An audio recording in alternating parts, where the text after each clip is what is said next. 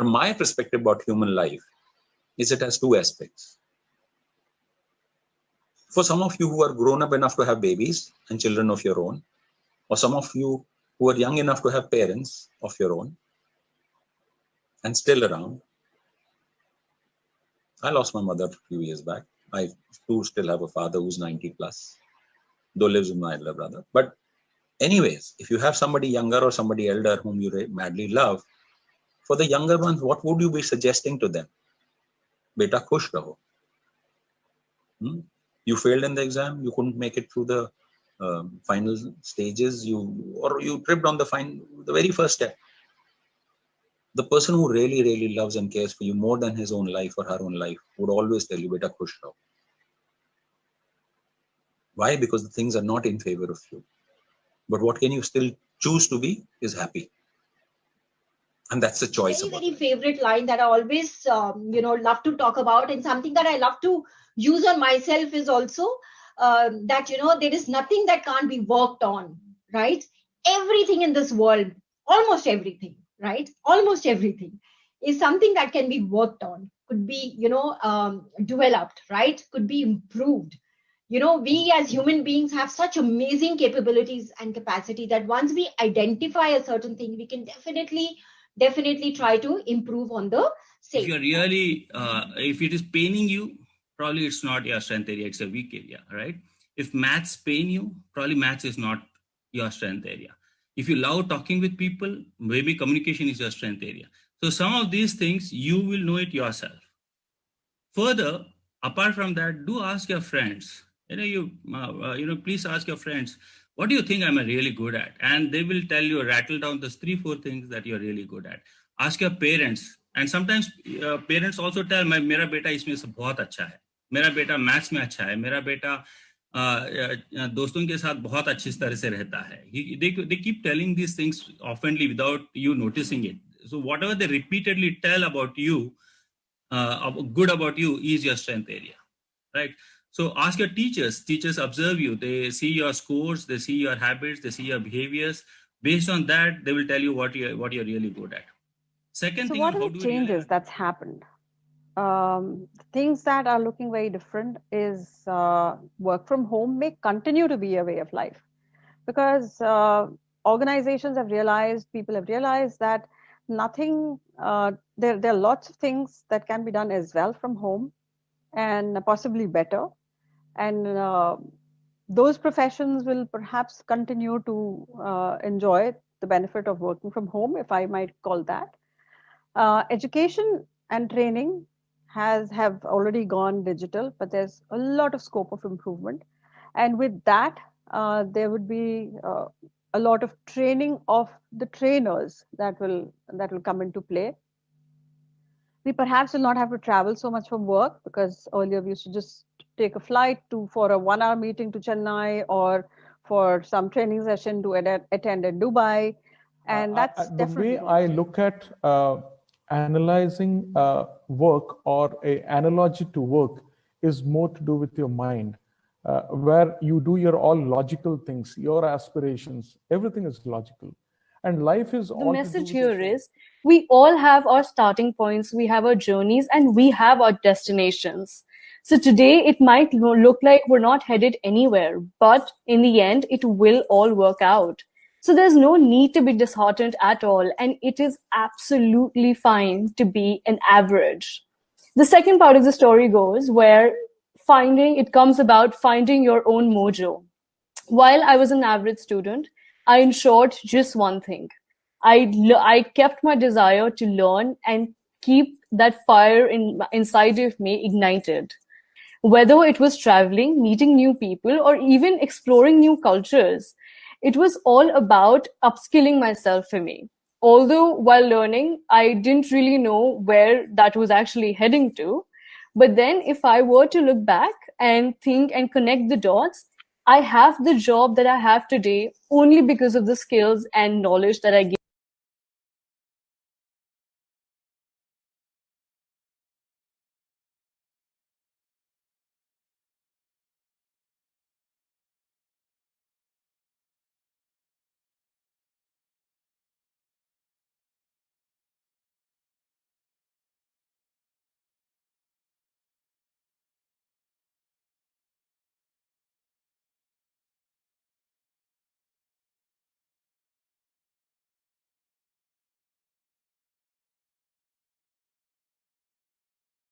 Hello everyone. Today I'd like to explain what we do at MentorMitr while briefly explaining the details of our courses. At MentorMitr, we primarily streamline the process of career development for high school students, university students, as well as for working professionals. Our 6 focus areas include goal setting, time management, priority management, stress regulation, EQ enhancement, and soft skills development along with personal grooming.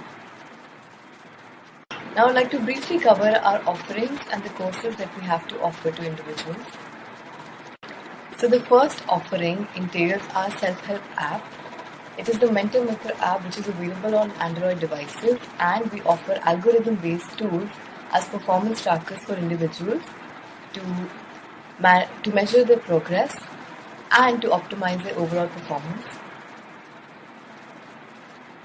So the second offering entails the MentorMitr questionnaire, which is for the purpose of onboarding an individual, and it essentially digresses into the academic and or work profile of an individual.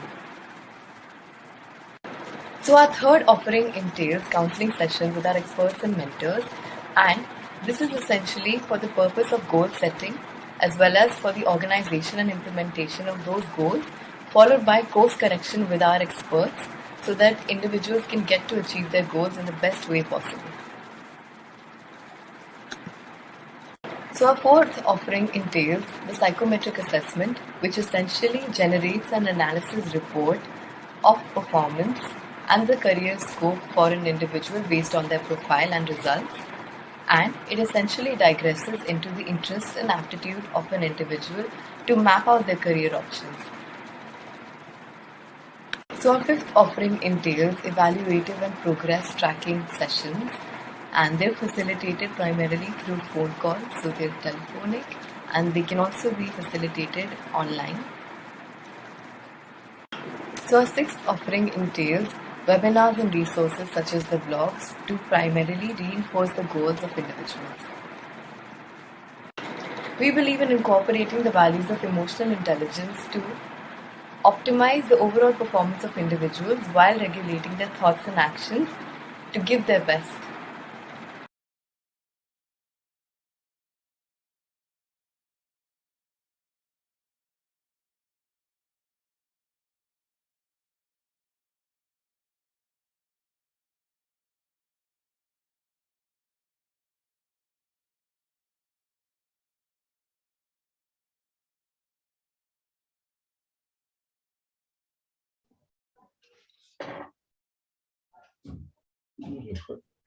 The steps to avail the e-certificate are as follows.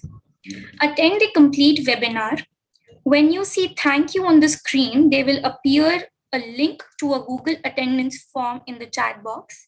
Click to mark your attendance and get the feedback questionnaire emailed. Fill the questionnaire you get on mail for your details. Follow our page. Whether you did or not, it's also mentioned in the questionnaire. If you did and replied in affirmative and actually did not follow our page, you will not get the e-certificate. If all the above stated steps are followed, automatically an e-certificate will be issued online to you.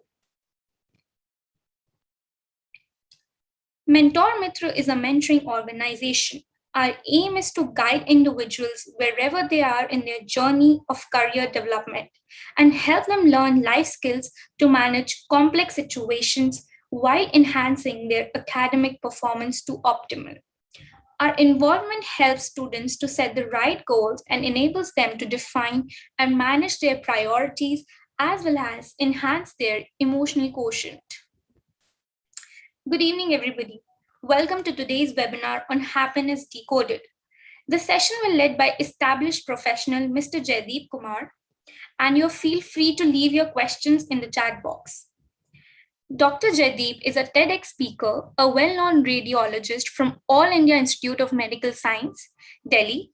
He is the second longest coma survivor in India.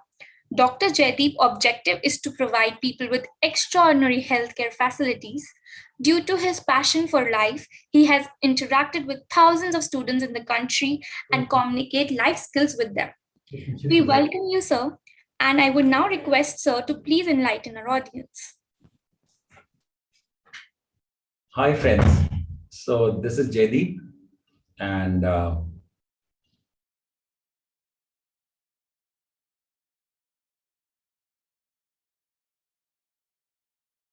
reputation you set for me. And I guess, guys, I'm audible, clear enough to you all. Today we're going to Absolutely, take. sir. Yeah, thank you. So today we're going to take up a topic about happiness in life.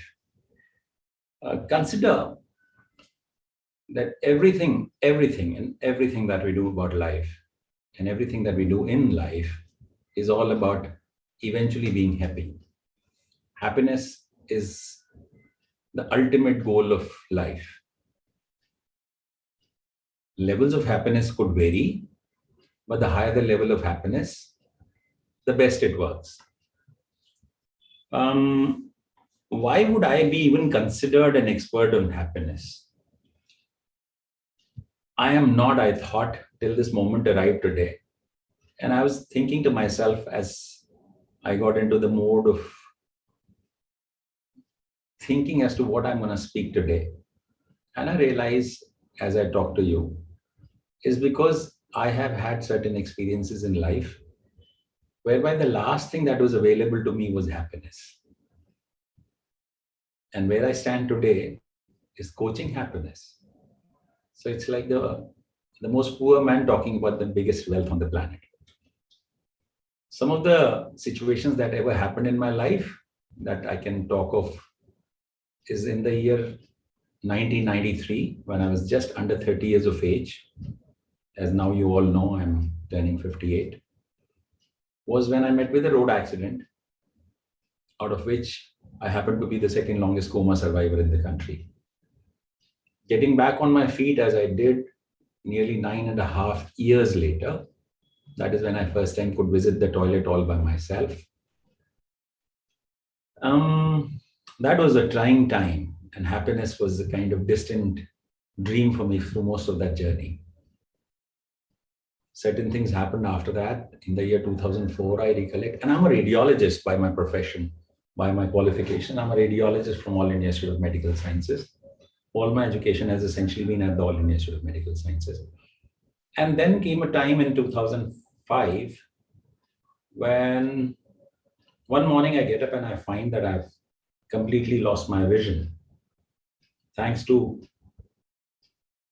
retinal detachment of both my eyes, that sudden one morning that I get up, I find myself not being able to even look through anything. I mean, even my hands were missing, and I couldn't see nothing. And I'm a radiologist, so you could understand what it meant for a person who earns bread out of vision, looking at images, and there were no images to look at, and there was nobody to see. The accident had wiped clean most of my family and health, given me a certificate of 55% permanent disability, and that was back in 1993. But in 2004, some 12 years later, I was given to believe that I'm a complete disabled person because now the vision was gone. I did recover from this, and as you can see, I'm here right now in conversation with you, and happiness somewhat was restored. And so was the functional status of my life, professional and personal.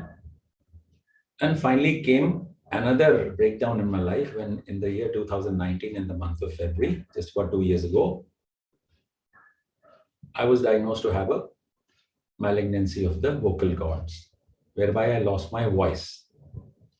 And today, this person who had lost his vision completely and had lost his voice is right now looking at all of you and in conversation with all of you.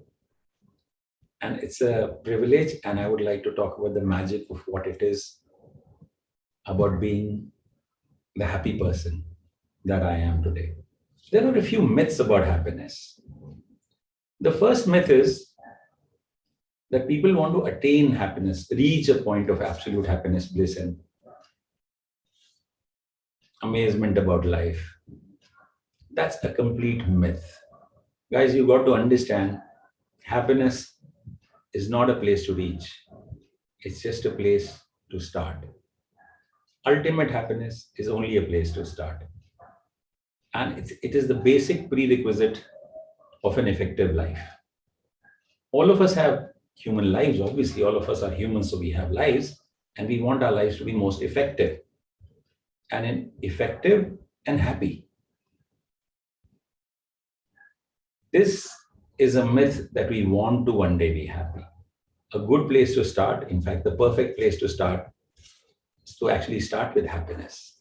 And not ordinary happiness, extraordinary ecstasy. That's a place we could start. The second myth is happiness is real. And at length, I would talk about it a few minutes at least, where we will really be discussing as to what is the reality of human existence. All of us in conversation this evening are human beings across the globe. I know myself, and you know yourself, and everybody else who's listening and watching and know themselves as themselves. Let me question the very existence of us humans. Anything that universe has, including us human beings, our clothing, our bodies, our residences, our vehicles, our cities, our towns, our countries, our globe, our universe, the solar system, and then the Milky Way and all those other Milky Ways across the globe, across the universe. That is what we know exists, right? But the very sense of existence is for us only manifested through the five senses we have. And we all know the five senses I'm talking about. It's smell, it's touch, it's taste, it's hearing, and it's vision. And there are certain unfortunate people whereby they might not have all the five senses and have some missing or weakened. Their universe that shrinks that much. Corona takes away the possibility of smell, and that would therefore make some people even experience planet a little smaller, because now there is nothing to smell. For French, it's the perfume, so the smell is most important. If the smell were gone, for some people on the planet shrinks again, the universe shrinks again. Taste, an important ingredient for most Indians, especially Punjabis. If we're missing, their universe will shrink further. And finally, the sound that I'm communicating through to you, if that was missing, a whole lot of my universe would shrink again. And finally, if somebody were to take away my sense of vision, I want you to consider the fact that the entire universe around us just simply vanishes. But as the universe vanishes, something that remains is the realization of your own self. The problem with the five senses is it does not only give us the universe that is around us, it hides from us what is beyond the five senses, what is beyond what is apparently accessible to us and felt through the five senses. When we talk of happiness, talk of love, contentment, satisfaction, gratitude, these are certain experiences that happen only after the five senses stop giving us what they give us about the universe around us. The domain I'm going to talk about now is the domain where these five senses don't work anymore, and we go beyond that. All of us want to be effective in life. Effectiveness in life is what we crave for. We want to sleep effectively. We want to work out in a gym. We want to work out effectively. We want to make money, maybe read a book, write a book, sing a song, dance. We want it to be done effectively. We want it to be done the best to our abilities. Consider happiness is the most prerequisite of requirements for any effectiveness in life.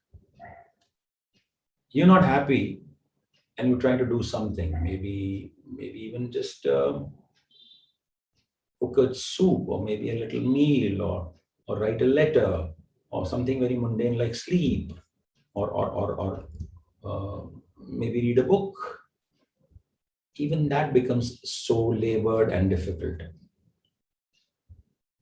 The same thing done with happiness all around makes it such a beautiful experience. Now, where lies this happiness? This happiness we keep talking about, where truly is this happiness in our lives, is it in the five senses? I just told you, no, it's not there. So where does it really lie? Guys, you got to consider this, the experience of life. And as I said, love, compassion, passion, happiness, and the negative ones, anger, sadness, greed, are all experiences which lie well within of us, and five senses would not work within of us. And when I say within, I'm not really talking about the body, I'm talking about the soul. That is the passenger of this body. Given the five senses, it would never allow us to look at the soul. I'm a radiologist. I'm expert in doing ultrasounds, Dopplers, X-rays, CT scans, MRI, PET scans, imaging of life. But friends, I've never, ever seen where life is. I've seen molecules, I've seen atoms, I've seen maybe electrons, positrons, neutrons, and the works, but I've never seen life. Life is way beyond what science and knowledge on the planet can explain. We'll have actually, to be very truthful, give up everything that knowledge has given us to get to really the essence of life within us.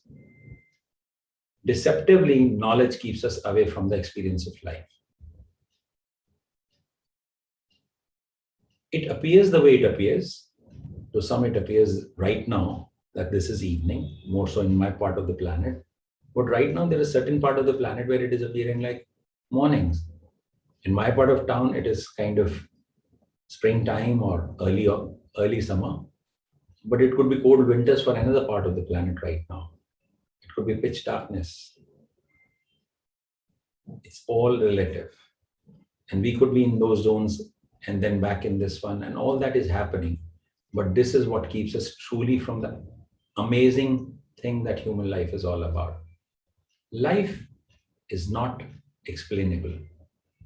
Language and knowledge is too short of explaining what human life is about. It is an experience which, once explained, just vanishes.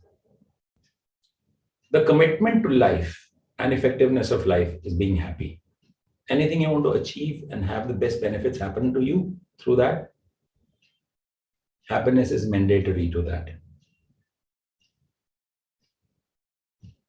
When I went through all these breakdowns in my life and happiness was being challenged, a road accident, family being separated, eyes being lost, voice gone, and all those challenges, something else opened up for me.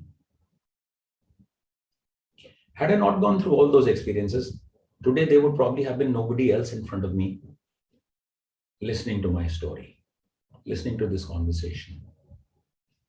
Every time there can only be two things in your life. Either there could be a breakthrough or there could be a breakdown. A flat line, even in an ECG, means nothing more to look up to. A flat line in ECG means there is nothing to do any further. It's over. A flat curve cannot be life. Either you're moving upwards or moving downwards, and either way you're alive. Let's consider the breakdowns and the breakthroughs about life. Every time there has been a breakdown, and a breakdown could happen in case of a physical disability or an injury, to an infection, to a stressful situation whereby you're dealing with maybe funds, maybe job, maybe relationships, maybe all those things that don't go according to the way you would want them to go, or challenges in life whereby you got to sit through some exam, some really challenging time of your life whereby you got to prove yourself better than others or better than where you are already.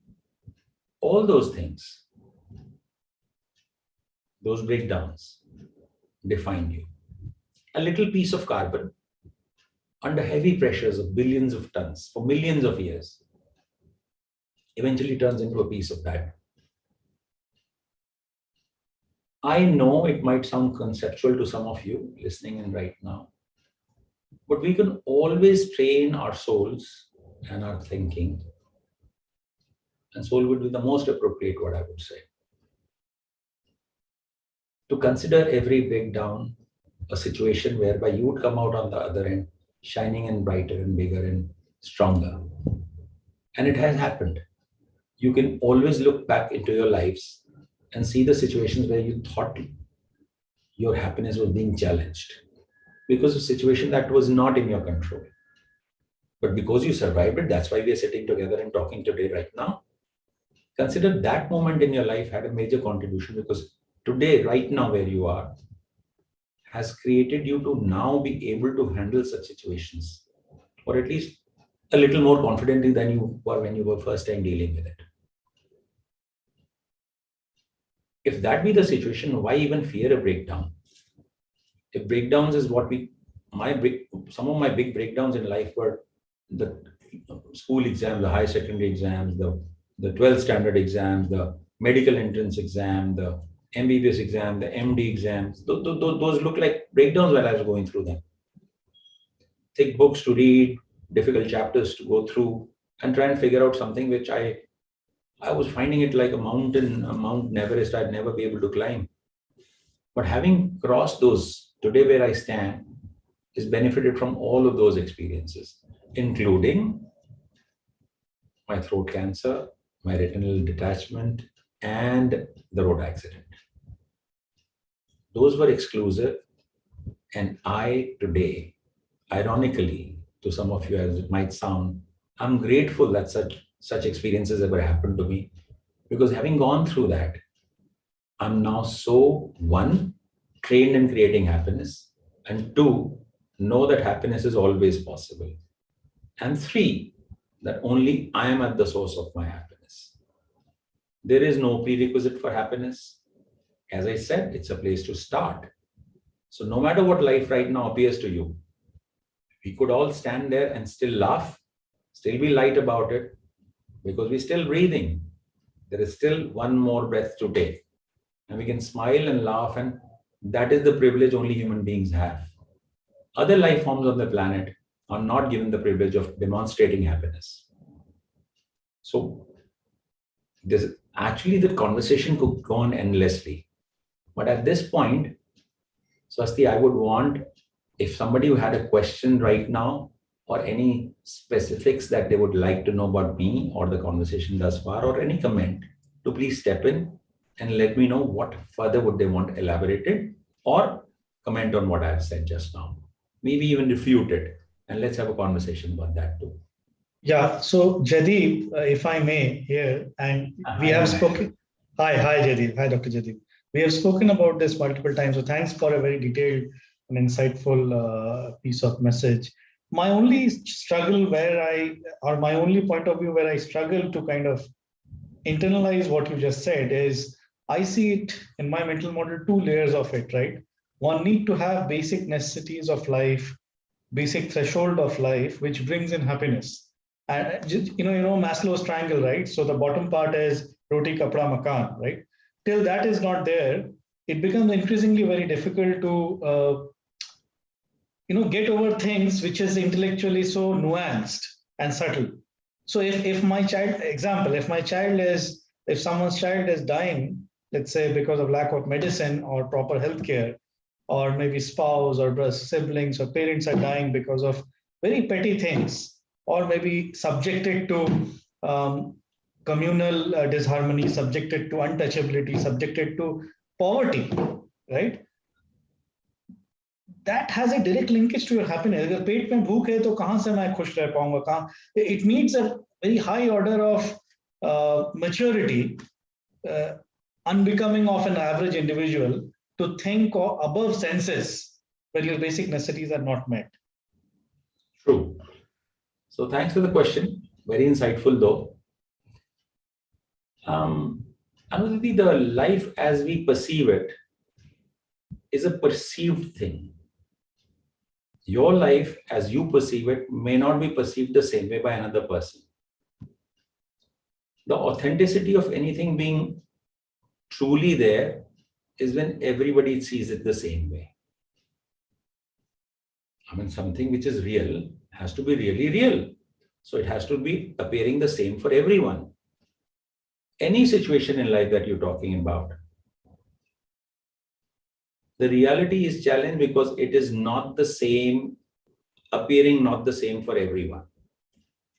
And that is what I said, in the five senses, somebody who likes a bitter liquor may not like the sweet mango, or somebody who likes alcohol may detest smoke, or somebody might look for pure air. Everything about life is correct as long as impact of life is your choice. Impact of life is truly by choice. People have, you can call it callousness, you can call it carelessness, you can call it apathy. I mean, maybe that too, but the cost of life happiness is just too much to be paid. I can only give my example, lying blind in the corridor in the All India Institute of Medical Sciences 2004, as I was, with certification of permanent disability complete now. I knew there was nothing to look forward to. But see, I still stand here and I'm talking to you. It could look like a grave tragedy for somebody to be given a certificate of 100% complete disability. And disability is what that mother and father would experience when the child is passing away right in front of their eyes, or is crying for milk or food or something. That is the bare necessity, or a lady being badly treated as ridiculously is in some parts of the country, in our country also.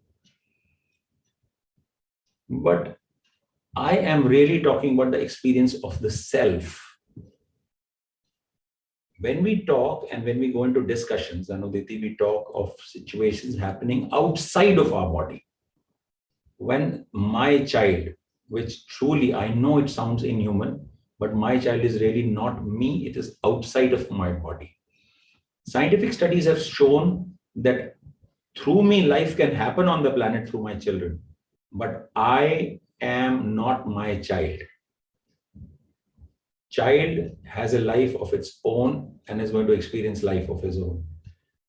There is no way, if you are in pain about other people, and that is what humanity is all about. I feel your pain, compassion, saha anubhuti. That is, though on one side a very humane attribute to us all, is also a handicap, because that stops us from being happy. Our child, my mother, my wife, my brother, all those things are true. But if you were to somehow step out of this existentialism given by the five senses, step out and see for yourself. There is nobody else. Anuditi, there is nobody else. The universe is a creation of your five senses. And I'm insisting, I'm not really talking about America. I'm not really talking about Moon and Mars. I'm not talking about only the Earth. I'm not talking about your family. I'm not talking about your child. I'm talking about you yourself. Even that is given by your five senses. If one by one I were to take away your five senses, the only thing that remains in the end is you, your soul. Your commitment to happiness is about the soul that you are. I have lost certain parts of my body and I physically am 55% disabled. But does that certify me or qualify me to be unhappy? Somebody could take away a lot of part of my money and run away, or maybe never return it, or maybe even abuse me or threaten me. Is that enough reason for me to be unhappy? This is a question I would want everybody to ask from themselves. Life, the way it appears, is only because you have five senses. But is there any truth about the five senses? So, friends, the whole idea is that the existing planet, the existing universe right now is a myth. In Indian mythology, in Indian thinking, in Indian philosophy, it is called Maya. It's not even the truth. Child is not the truth. Child's sickness is not the truth. The only thing that is true is your happiness, your soul being happy. I know it's a kind of discussion which would take much longer than just a Zoom call, whereby 2 or 3 people could force their opinion onto others. And that is really not my intention. But this discussion this evening is truly all about considering the possibility, is happiness beyond reason? And my assertion is yes. Any reason is small enough for you actually to experience happiness. Happiness can happen in any situation. People with no money, people with missing limbs, people with missing eyesight, people with having lost their entire families, all their earnings, all their livelihoods and everything, still can be happy. And that is what I really am talking about. You came to this planet and this universe in the form that you are, and I came the way I came. The universe was created out of my 5 senses. Somehow human beings live thinking that I was born into the universe. I'm today requesting you to consider the possibility that as you happened, you unfolded the whole universe around you because you had your 5 senses. Out of that, whatever you created is your creation. If it is your creation, you better be responsible for everything. Does it at all make sense to anyone here? And please, can I have more questions if there be? Or yeah, it makes sense. Makes sense. So, sir, that was like very valuable insights, and we do have a question around in the end. But we will love if you could continue some more conversation around happiness, like maybe share more views or more of your experience on that. So we do have questions in the last, and we do have a bunch of them to ask to you, but we would love to have you continue the conversation. Great. So consider that life appears the way it does to all of us. And as I said, sometimes challenging and sometimes pleasant. The commitment that your soul and human soul can have is that every breakdown be considered an opportunity for expansion. Each breakdown would on the other end hold for you a pot of gold. Get excited about breakdowns in life. Sounds crazy? Try it. What is guaranteed is you will get out on the other end. And that has been a guarantee. See, you've lived thus far and you've had breakdowns in your life. And right now you're sitting and smiling at my face. So that proves the point anyways. Breakdowns would happen. You going through the breakdowns would shape you up to be much bigger than you know yourself to be. Yourself is a much bigger entity than you've ever experienced. On the other hand, every now and then in your life, would there be breakthroughs? There'll be things which are working just the way you would want them to, maybe, or even better. At that point in life, I invite you to consider the possibility that those are the moments you'd love to celebrate life with. So if there is a breakdown, which is learning, and there's a breakthrough, which is celebration, there is nothing else in life. And if there's nothing else in life, how beautiful it is to be born human. Born human by itself is a concept of 5 senses. You have always been there. This is a concept which has been considered by Hindu mythology and philosophy, whereby we know that soul only travels through various life forms. It cannot be destroyed and it cannot be created.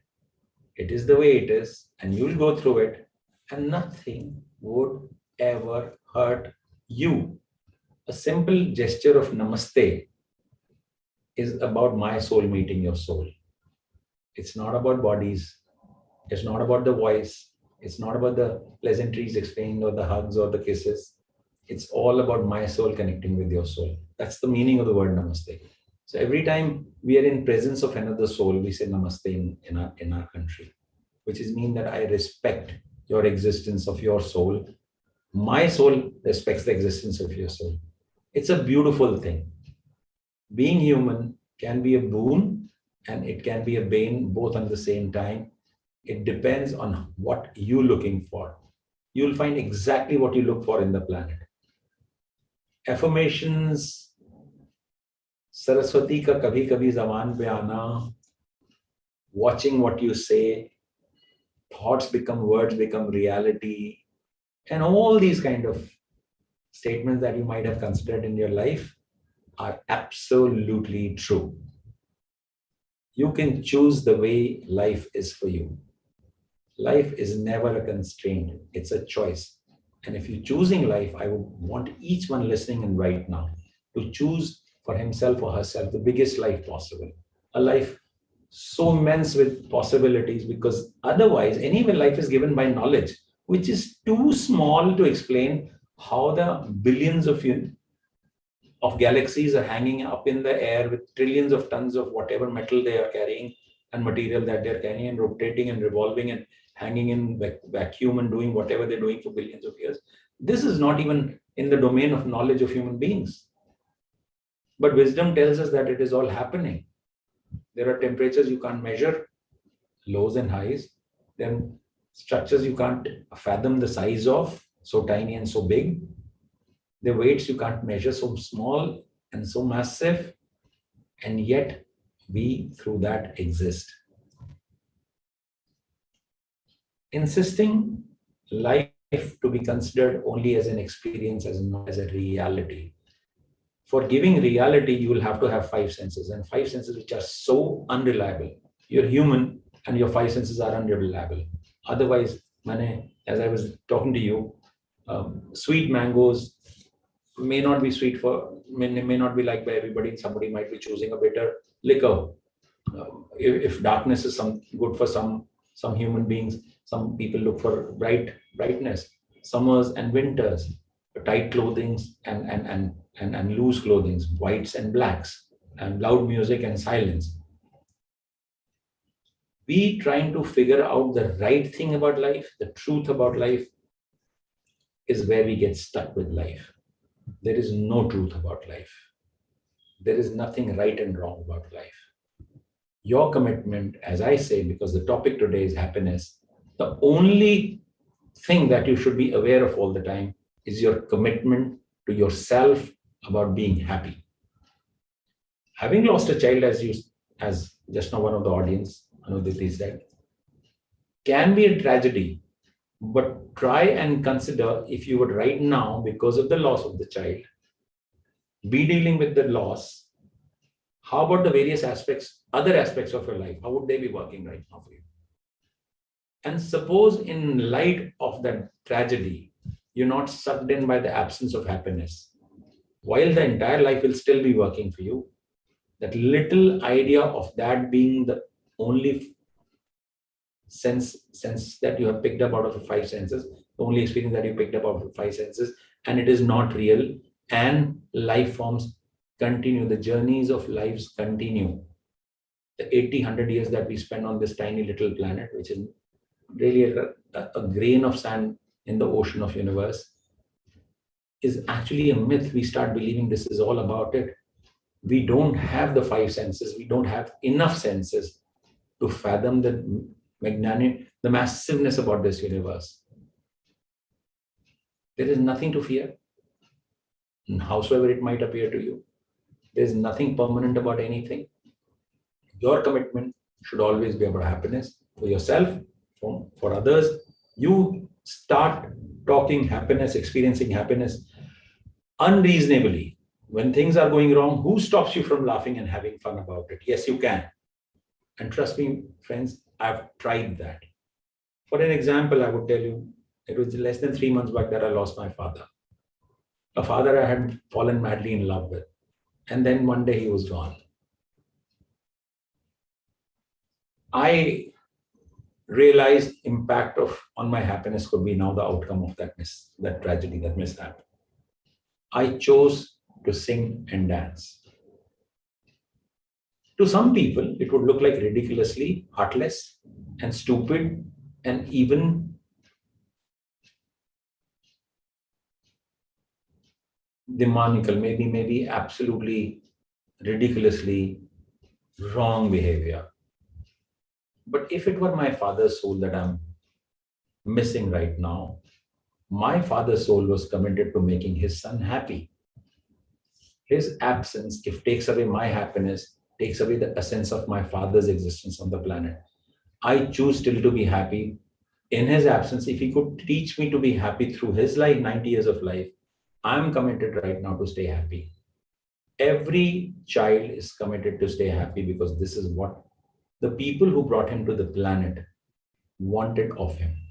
In my country, the only blessing elders give to their children is Khush Raho, that is to stay happy. And they add the word Hamesha, which is forever Khush, be happy forever. And they talk of forever as situations which are not commensurate with possibilities of happiness. In those situations, being happy is what they keep requesting us to, guiding us to, suggesting us to, and even sometimes forcing us to. Can we not just choose to be happy by our own selves? No way can a father or a mother, their soul, even if physically not present in the 5 realms of my sensitivities, would ever feel happy that I'm not happy.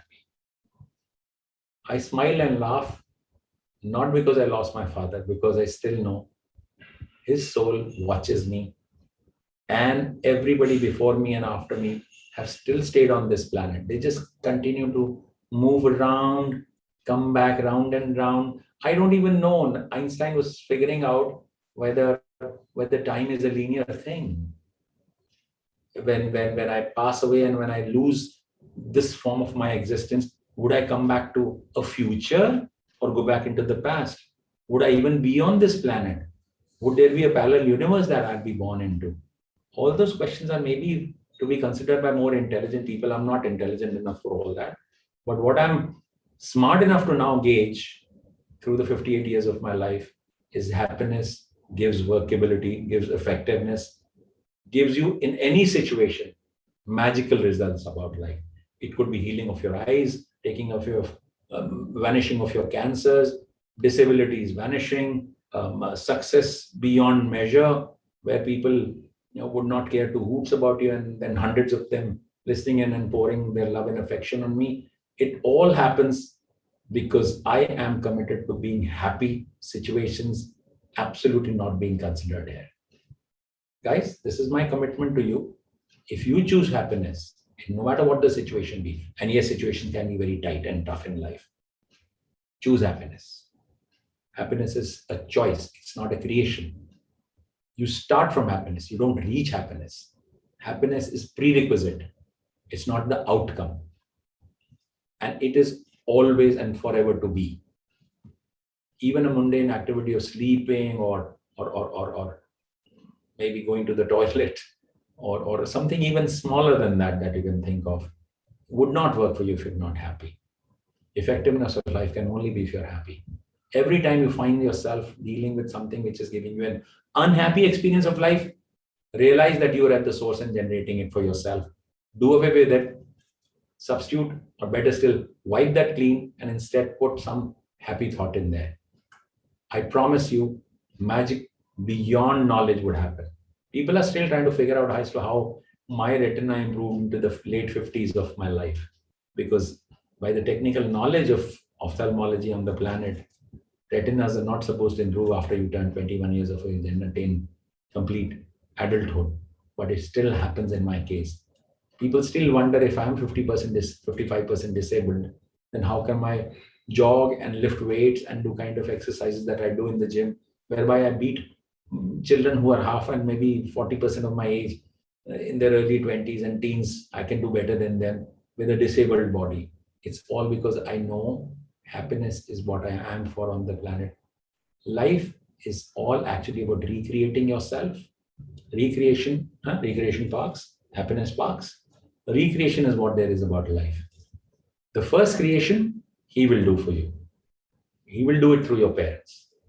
But then it is your commitment to recreate yourself. And recreation, is happiness, right? Recreation parks create happiness for you. You want effectiveness in life, you want performance in life, you want results in life. the most basic prerequisite. It's not about books, it's not about teaching, it's not about education, it's not about great parents and lots of money and a big name and a lot of fame. It's about being happy. You do that much, beyond that is peanuts and guaranteed. It happened with me so many times that I can with authority now claim that. Swasti Beta and Riddhi or anybody else who's right now listening in, if there be other guests who would like to ask questions or comment, I'm standing by. Sir, I've noted the questions and I'll definitely ask you in the end. So before that, we have to share some information with the audience. So we have short-term courses available for immediate performance enhancement in examination and interview. Okay. Programs for school students. These programs are designed to ensure that all integral focus area in a student's career development journey are met and also help them to be successful in habit formation for optimization of their performance in the immediate future by scientific and continuous self-evaluation. So we provide the Compass course for direction setting. This is a 1 month of engagement. We provide counseling sessions that include psychometric and personality assessment. We provide competitive ability and environment mapping. There's a structured, customized counseling that is a one-to-one session with experts. There is a track and option template, time tracker, 2-hour talk time with the counselor in 1 month. There are counseling sessions and free access webinar for 3 months, continuous support for the mentors, and 24/7 chatbot facility.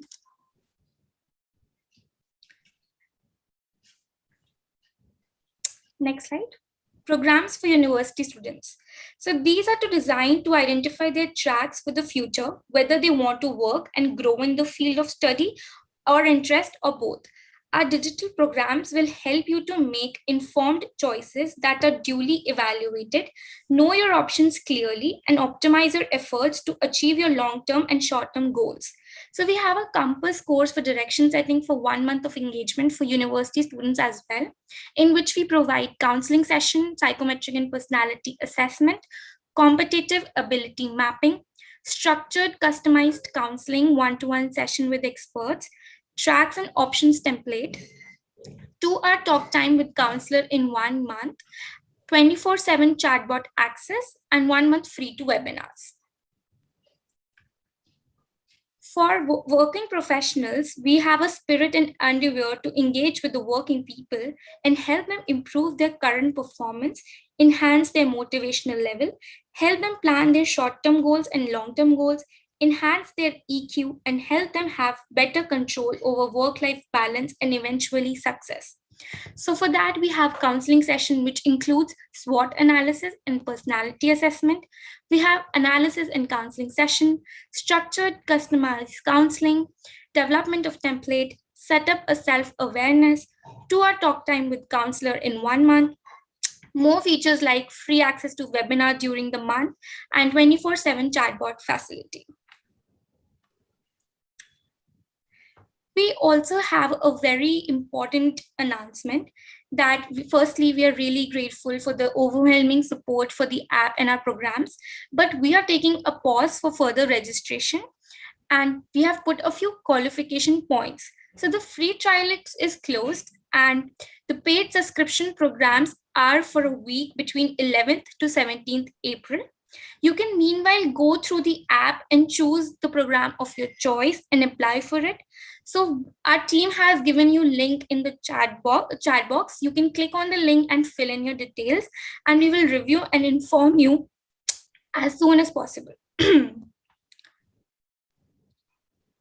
So this is our landing page. You can check the link and see the details of the details I've mentioned.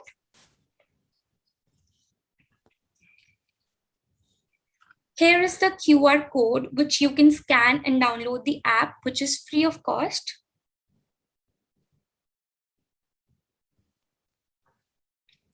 The app is available on Play Store. You all can download the app only on Android. The download is free, of course, but there are programs which are paid. App is available in India, Philippines, Bangladesh, Indonesia, Italy, Malaysia, Nepal, Russia, Spain, and Thailand. It will be launched in other countries soon. So kindly download our app and get help in your career.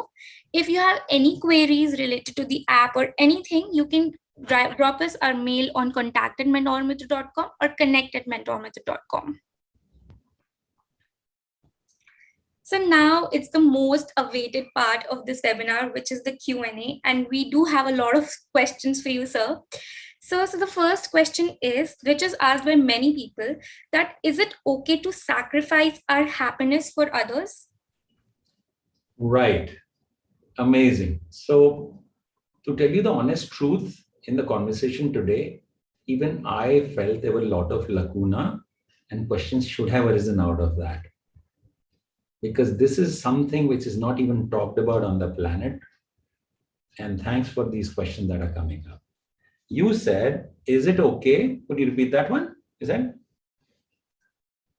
Yes, sir. So the question is it okay to sacrifice our own happiness for others? So, yeah, about our happiness and others' happiness. Let me go a little deeper now into this. Consider there is no others. There has never been others. Not in the past, not now, and there will never be others. This is a place you will have to get to now to understand the reality of happiness.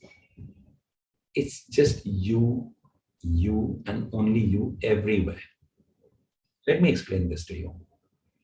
Though I did in the passing mention that it is your five senses which project the way universe projects onto your soul, and it looks like there is that lady, there is this child, there is that building, this is my degree, that's my home, this is my car. Consider that if you didn't have the five senses, they're all not there. Expand it a little and then you realize the entire universe is actually a projection of your five senses. You can choose to allow anything to seep in or not. Somebody chooses to work for an NGO and somebody chooses to work for a disco or a trading company. It is always by choice that life is experienced. You choose life. Most of us actually think life has been thrust on us. It never was.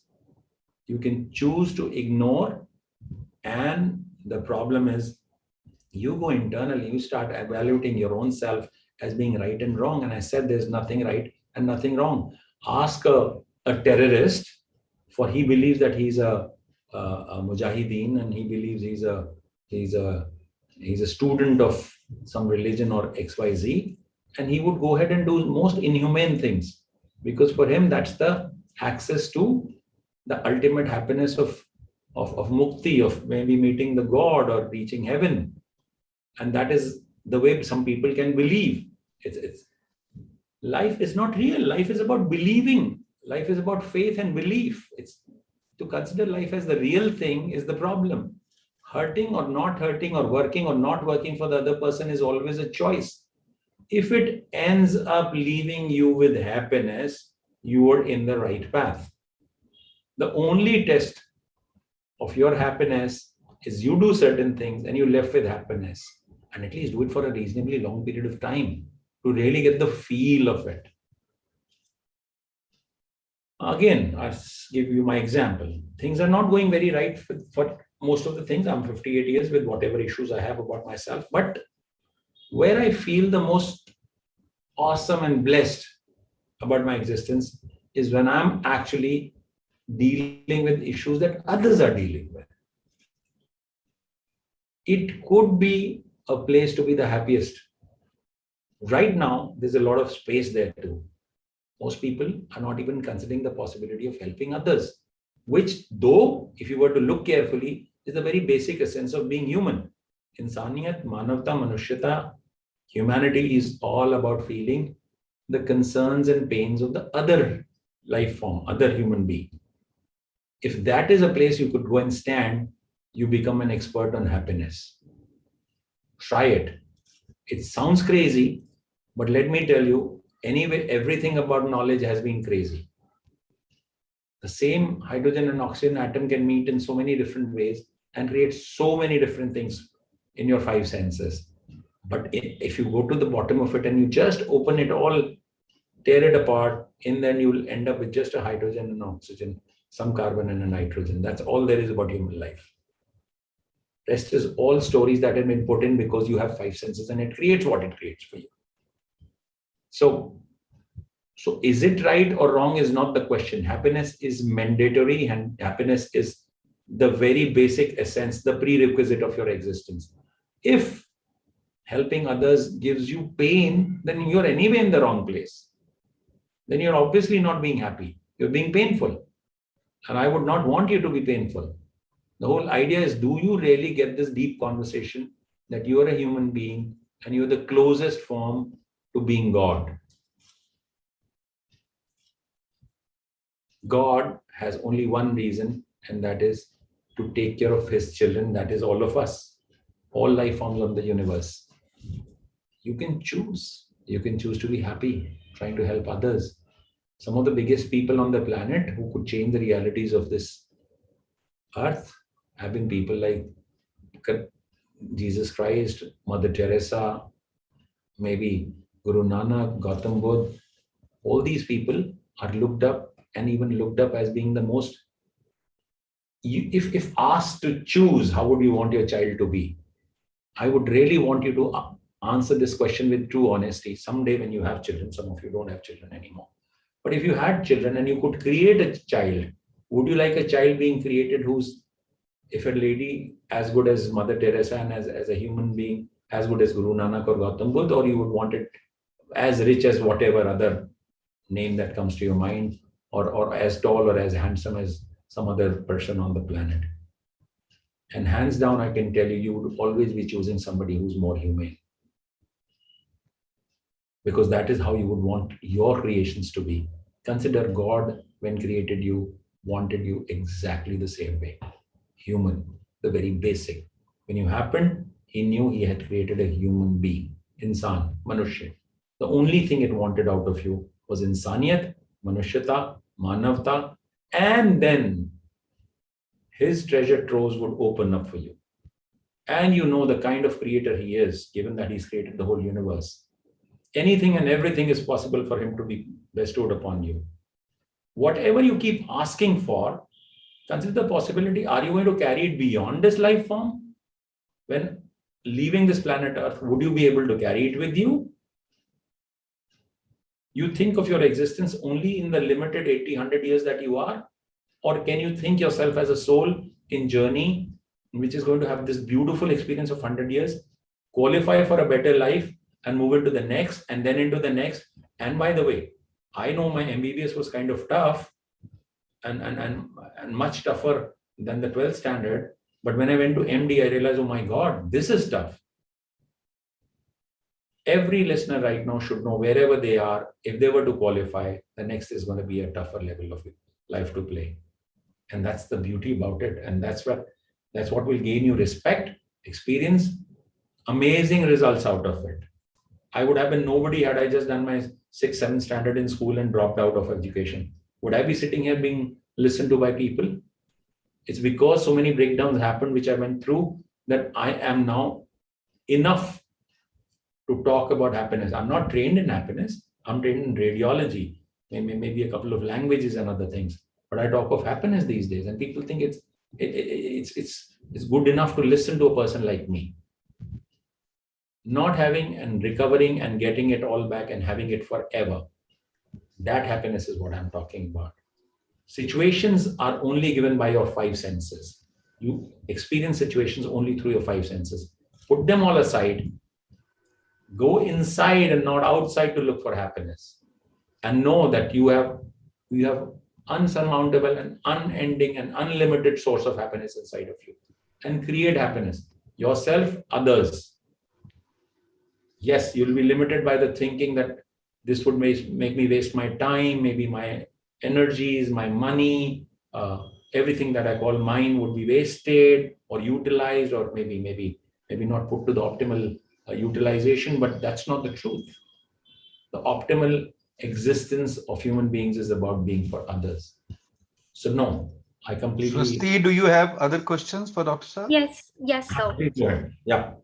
So, sir, the next question is, when you feel everything is falling apart in your life from career to friends, how do you hold yourself? You should know you are a created human being yourself. You are a creation, and you're not ordinary creation. You're a creation of the biggest creator of all. It would not let you fall apart. The very fact that you are a small form of him. Every situation is looking tough. Solitude is looking solitude, and loneliness is looking loneliness, because so you perceive it. It's a big planet, billions of people, millions of possibility. You haven't looked enough. It appears sometimes that they are all over. All possibilities are over. It never is. Look around carefully. With happiness, you will see possibilities. With dejection, sadness, anger, greed, and other things, possibilities limit themselves. Think of the positive things, and suddenly possibilities open. In love, you will have possibilities opening up about people being helped in corona, or maybe sickness, or when they're hungry or when they're diseased. You can go and serve people. In fact, most people who created actually the planet, the way beautifully it is for all of us, are people who felt the pain and the deficiencies for the other people, not for themselves. Think of how Guru Nanak did, or how Gautam Buddha did, or how Mother Teresa did. Was not about me feeling upset and me feeling sad and me feeling dejected and me feeling insufficient stuff for my own self. It was always about insufficient for others. Can I somehow contribute and be creating enough for others? And out of that, they became the great human beings that they were. You all right now have a possibility in the next breath to be as big as them, because you are still there. The life is a beautiful opportunity of creating for others. Out of that, magic could happen. Eyes recover, cancers vanish, disabilities turn into abilities of magical proportions. And I stand for that, and that's why I'm really talking to you right now. Okay, sir, thank you so much for that. So the next question is, how to move from breakdown to breakthrough? Oh, okay. Kind of, Swasti, I did attend to this question a little, address this a little in the recent time, a little 20 minutes back or so. Breakdown is the only thing that creates the magical person out of you. If there were no breakdowns in your life, what would life be really worth? If you were to climb the stairs of life and reach the top and become the richest, the healthiest, the best looking, and whatever else you want, what would there be in life left for you to do? Most people who've made it to that point have gone crazy, and most have ended up killing themselves. The beauty is in the journey of life. It's not about reaching anywhere. That things are not working is enough reason for you to sustain, persist, and persevere. At one point, I had written on my Facebook, and I would invite you to probably join in if you could. I said, the life is only but a battle of Mahabharata. For those of you who understand what Mahabharata was. And every asset that I have is an arrow in my quiver. And all I'm supposed to do is continuously pick an arrow and continue to shoot arrow after another arrow after yet another one. That is the skill set I have. I might be a doctor, I might be an engineer, and I might be just a cook, or I might be a janitor or a driver, or anybody smaller even.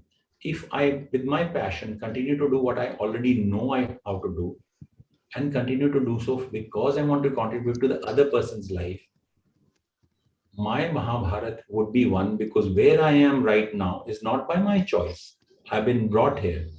Look carefully, the charioteer always... Sir, if you can explain for international audience what Mahabharata is and what is it, the context of this? Yeah, sure. So Whether it happened or not is still controversial by some people, but it's a brilliant way of looking at life. The concept of Mahabharata is a situation whereby a family went to war, cousins were in war, and a god chose to side with one who looked weak, lesser in number, but more just. The unjust ones were larger in number and much stronger. God chose to be with the weaker ones, but did not fight for them. Only thing that he chose to do was to carry them to the battlefield. That's all he could do. He was just a strategist who would carry them to the battlefield and guide them to go ahead and do what they were meant to do. I would request all of you to consider that your Mahabharata is the life that you're into right now, the big war zone that you've been brought to. And consider that Almighty could have taken you to any other war zone, or maybe a beautiful sandy beach in New Zealand where you would be having your favorite drink, lying in the sand and listening to your favorite music. But he chose to bring you to this situation, which right now looks impossible, difficult, very demanding, impossible, painful, and everything.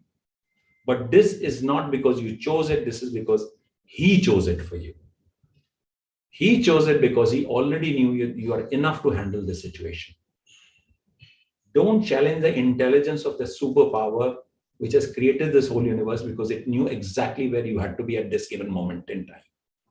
It has given you the experience of seeing and being overawed and worried and scared of the situation that is.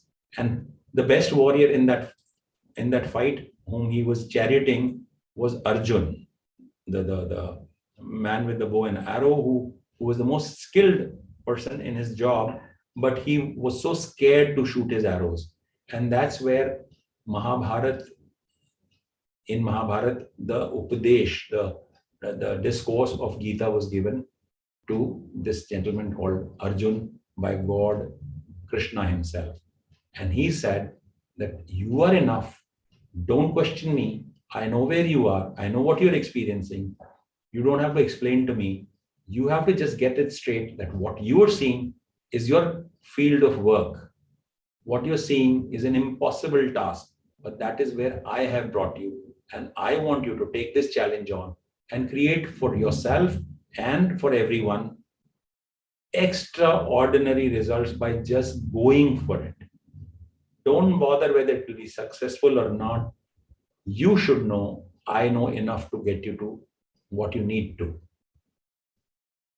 Magic can result out of just belief. In my country, India, the country works because we believe. People can go and dip into waters which are dirtier than any other place on the planet, and still believe that it is going to get them to have a fantastic life. Maybe longer life, maybe better life, maybe healthy, maybe richer life. Belief is all there is about life, and you start believing in your bigness. Bigness will chase you. Bigness will happen to you. Bigness will be available in measures larger than you can think. Happiness is the prerequisite for larger expectation from your own self, your life, and your abilities. Create happiness. Go out, trust whatever the situation is actually the challenge, which once you overcome will actually make you meet a new you which is full of possibilities, of achievements, of dreams beyond your imagination and your training. And that is the possibility, and that is the story of Mahabharata. And that is the story which is contemporary, which is as valid as was for Arjun, as is now for you. I hope you get the essence of what I'm trying to tell you. I would be available through MentorMitr and any other way that you would like to get in touch with me and share this with you, because 1 hour is a very short time. One question I had was that while in the webinar, or while I hear about happiness, it becomes natural that, oh yeah, this is the way to deal with it. But next day, life comes. What defense mechanism or a closed loop I set for myself to remind me in a tough situation that this is the pledge I took that day, and this is the way I remember to keep happiness. What do you do about it? Actually, Anil sir, there is very little to do. It is just to know. If you practice long enough, see, scientifically stating, I can't really tell you how swimming is possible. Because truly, if a human body was to be submerged in water, it would drown. I don't even know how to explain to you how a bicycle on two simple small points would actually be moving at a phenomenal pace in a straight direction. Science would not explain balance. Science would not explain swimming. Science would not explain so many things about experience of life. Approaching this, how to live life as a scientific question is the most wrong way to approach it. Life is just to be lived as an experience. Because of my education for good 40 years of my life, 45 years of my life, was as convinced that life only works because I know some things, because I'm trained into some things. Life truly, today I stand and tell you with confidence, works because I believe in something, because I have faith in something, because I don't have to know it, I have to experience and feel it. Feeling is not limited to what others can. Feeling is so personal to you. You're at the source of feeling. You're at the source of your faith. Why not have it the biggest for yourself? At least don't be a miser for your own self. Have the largest belief for yourself, your abilities, your possibilities, your happiness, your creativity, your effectiveness, and magic would result for certain. It always does. Anil sir. Don't be. Thank you, sir. And Swasti, if you have a question, please. Yeah. Yes. So we have a question from Manish that if happiness was to be science, how do you approach it like methodology? So ask yourself, can I control the outcome? If no, why be sad? Okay. So can I control the missing of happiness or the creation of happiness? Actually, this is in the domain where knowledge would not work. There are no principles of happiness. There are no rules of happiness. Rules is the very basic, as I said, prerequisite of living, effective living. If happiness is not there, no effective living is possible. Manish, I would want to actually you to consider the possibility that life appears the way it does and is not the way it is. Explaining life as we are trying to do in this evening is actually the wrong way about it, because we'll be using all our tools of knowledge for it. Wisdom tells us that my great-grandfather was a happier person with lesser assets that he had, didn't have a computer, didn't have a phone, didn't have a car, but was a much happier person. Does that not explain that happiness has nothing to do with how much education we've had or how much money we have or how big a car or how big a house we have? Happiness, in fact, if you look very carefully, is inversely proportional to our progress as human beings on this planet currently. I'm not saying that we need to reverse. What I'm trying to actually tell you is that we, in the pursuit of our knowledge, somewhere we lost the wisdom of being happy. For being happy, you need nothing. For being happy, nothingness is required actually. You have to even empty the negativities. Forget about the positive. Even the negativities have to be emptied. All you have is an empty space where you fill only happiness for yourself. Now let whatever situation pour into it. Challenging ones, difficult ones, impossible ones. When you have put on mask, when you put on the glasses of happiness, you look at the same situation, possibilities arrive there. Having lost a child can be, Anuditi just now mentioned that, having lost a child can actually create somebody to be a support for everybody who loses a child in a situation. It can make you much bigger than your own self. If you are ready to expand and be a stand for humanity on the planet, that experience can create you to be a magical person, which equals of which would not have existed on the planet had that tragedy not happened. Looking at the tragedy the way you do makes it a breakthrough and a breakdown. Choice is always yours. Life would be unfolding the way it is unfolding. It looks like happiness for you. Celebrate, please. And celebrate like madness. Like there is no next moment. Celebrate so much. If it's a breakdown, learn, see. Things could have been worse. One. Number two, if this is your experience, if the similar experience is happening for so many other people on the planet, can you actually now, having felt that pain, have the compassion for the rest of the planet and create a structure whereby this experience is not to be multiplied or be replicated or be duplicated into other people's life, and take a stand for that and do whatever you need to do. This opportunity of your life having been missed creates the opportunity for multiple such opportunities in your future to work on, because you've experienced that already and others haven't. Take a stand. Don't let that happen to others. And there you will really be present to the possibilities of why you happened, why this life happened, why he brought you to this battle of Mahabharata. Thank you so much, sir, once again, and for providing us with such valuable information and knowledge on the subject. Just one thing, after I would like to complete this. Yeah, sure, sir. Yeah, so when this happened with me, I started a project called HEAL. It took me 9.5 years to get back home after my injuries. Road accident I'm talking about.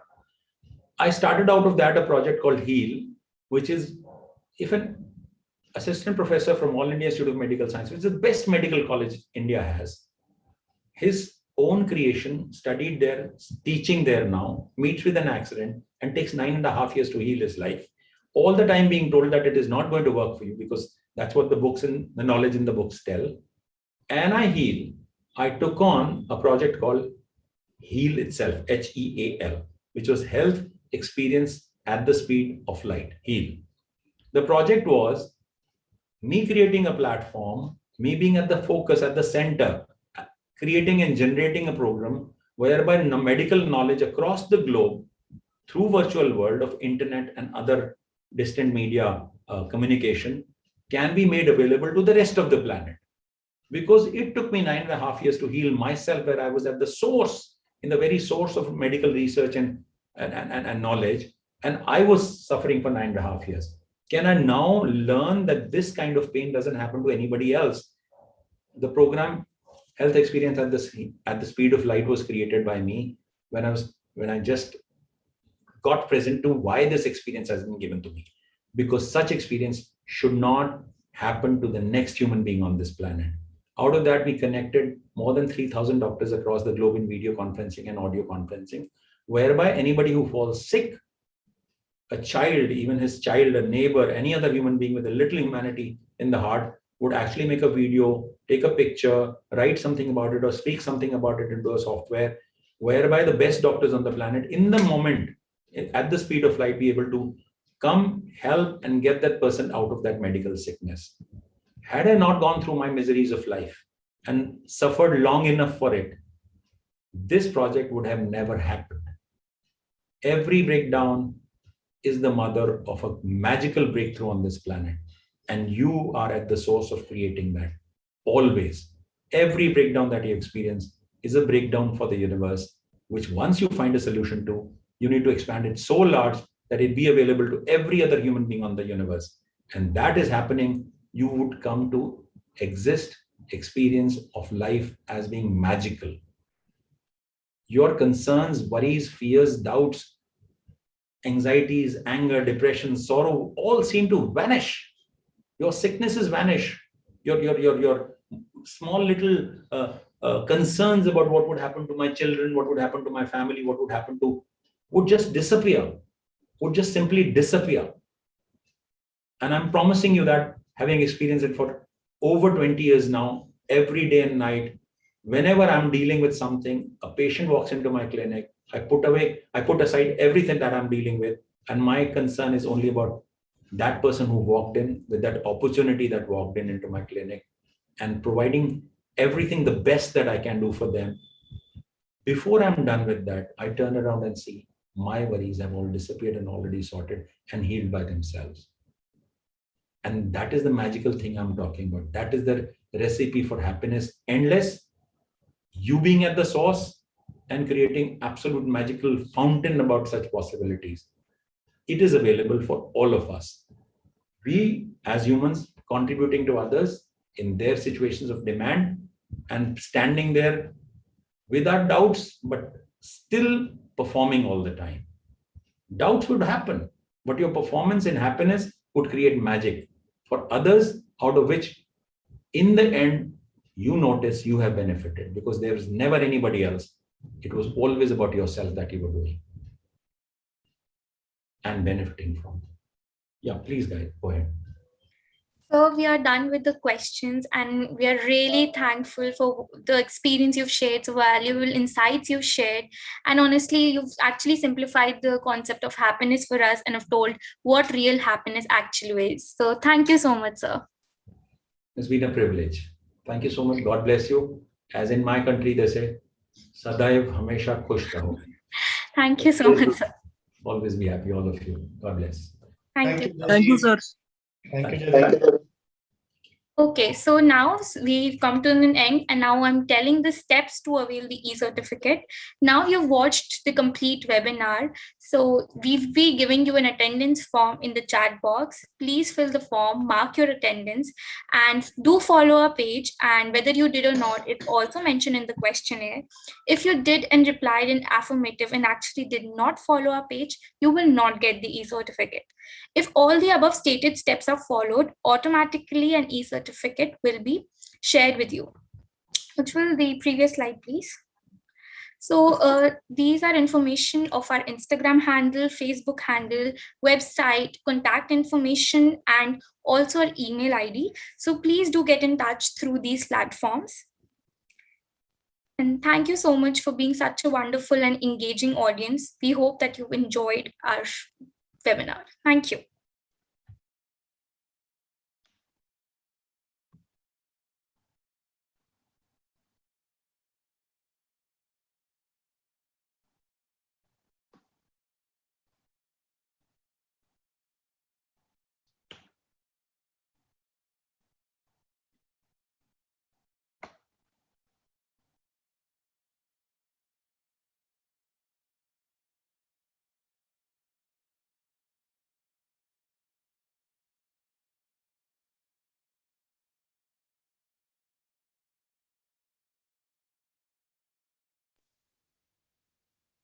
Hello.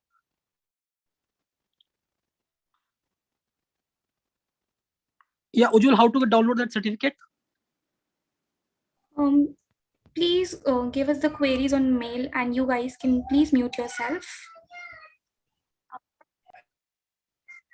Okay, so how to download that certificate?